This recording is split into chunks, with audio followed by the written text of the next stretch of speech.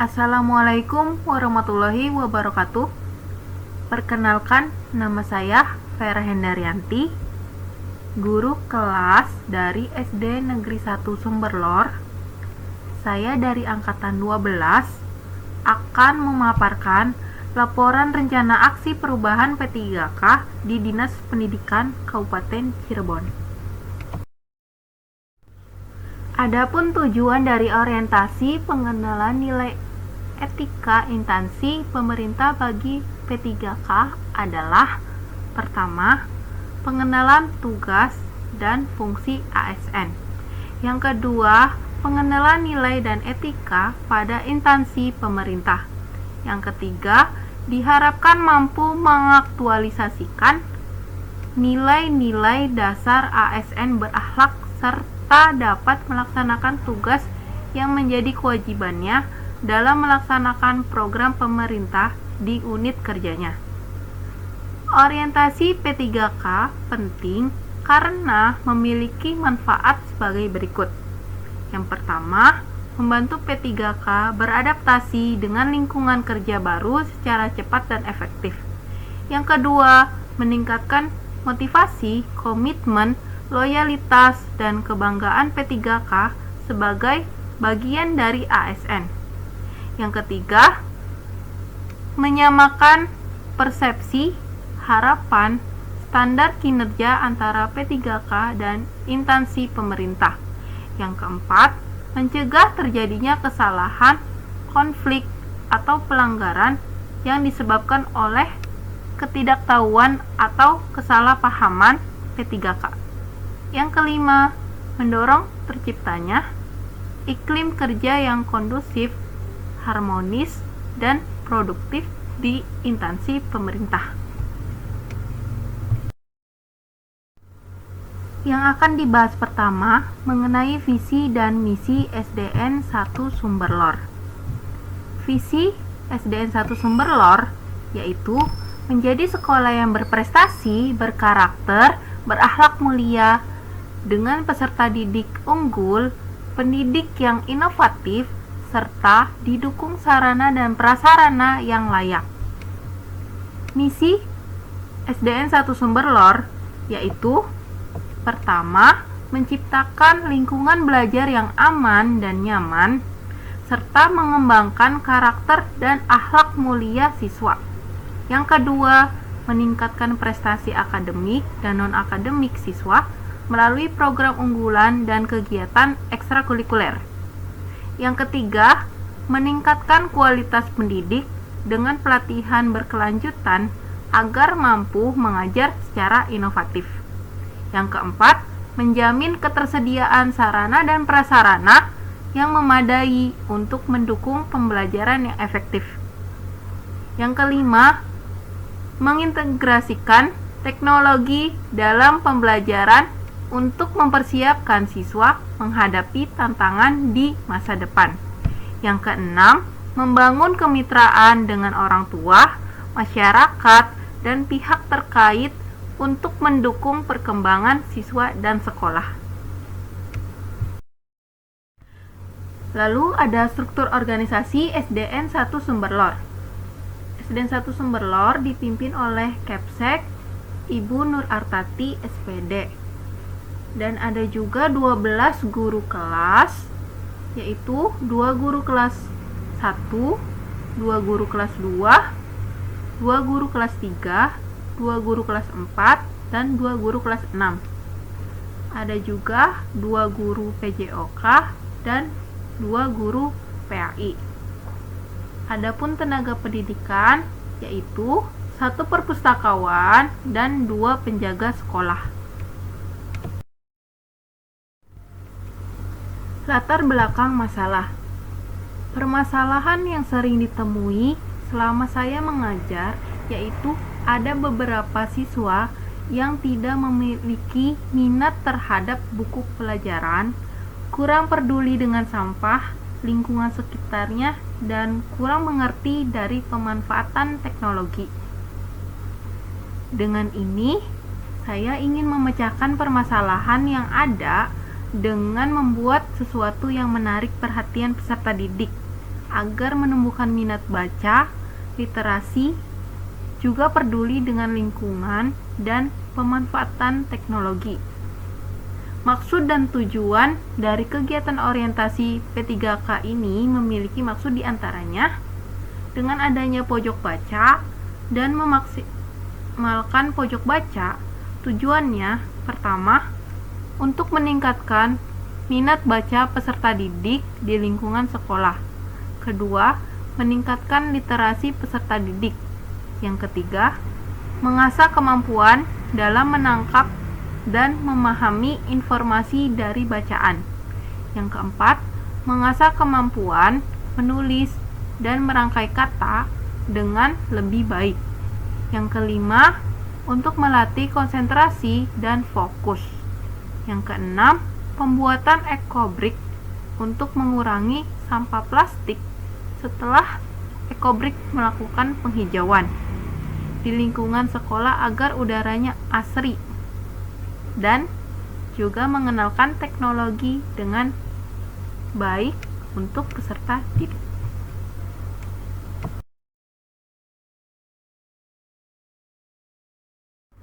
Berikut adalah jadwal orientasi pengenalan nilai dan etika pada instansi pemerintah bagi pegawai pemerintah dengan perjanjian kerja atau P3K Kabupaten Cirebon tahun 2024. Pada tanggal 23 Oktober 2024 ada pembukaan orientasi melalui GIMIT. Lalu 24 Oktober 2024 pembekalan penyusunan laporan. Tanggal 25 Oktober 2024, lalu 28 Oktober 2024 serta 29 Oktober 2024 kita belajar secara mandiri di aplikasi Elmu. Lalu tanggal 1, tanggal 4, dan tanggal 18 November 2024 ada pembekalan penyusunan laporan serta presentasi. Lalu tanggal 20 November 2024 saatnya untuk Angkatan 12 bela negara di KLHK Majalengka. 21 November 2024 pengumpulan dan mempresentasikan hasil tugas yang kita buat. Lalu terakhir 25 November 2024 penutupan orientasi melalui GIMIT.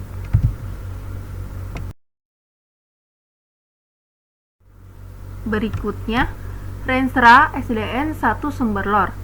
Rencana strategis adalah dokumen perencanaan suatu organisasi yang berorientasi pada hasil yang ingin dicapai dan di dalamnya dijelaskan mengenai strategi atau arahan sebagai dasar dalam mengambil keputusan.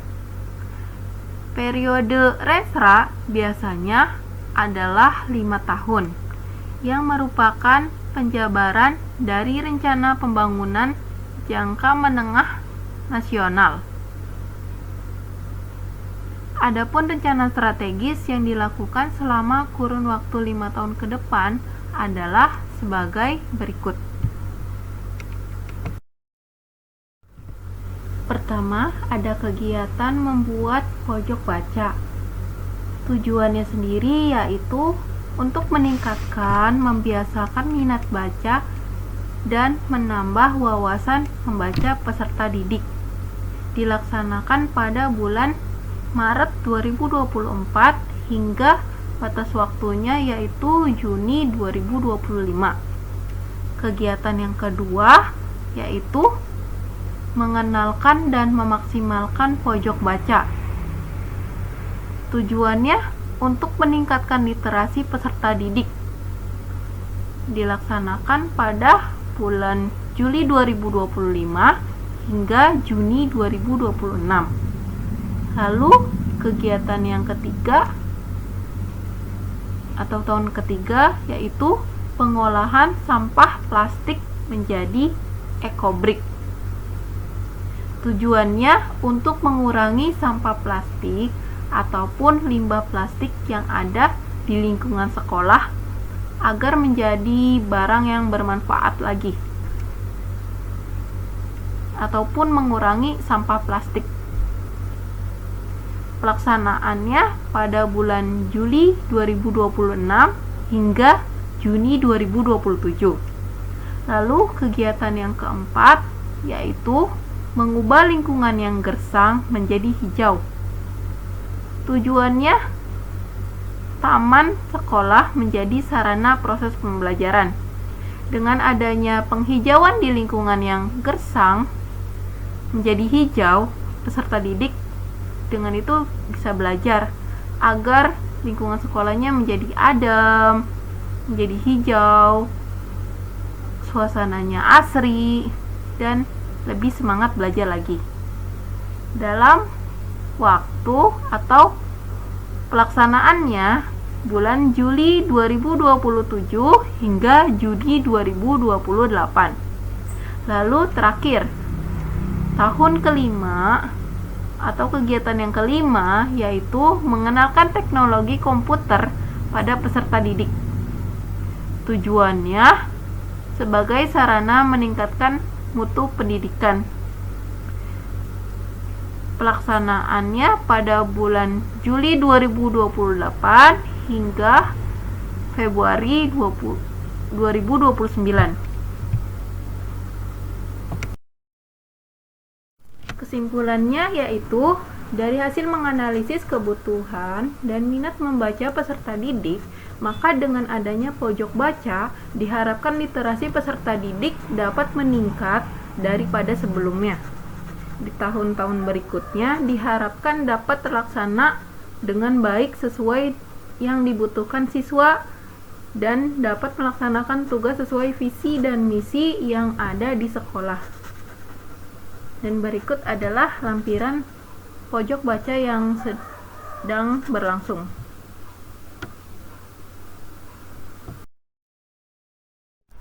Sekian presentasi dari saya, kurang lebihnya mohon maaf. Wabillahi taufiq wal hidayah. Wassalamualaikum warahmatullahi wabarakatuh.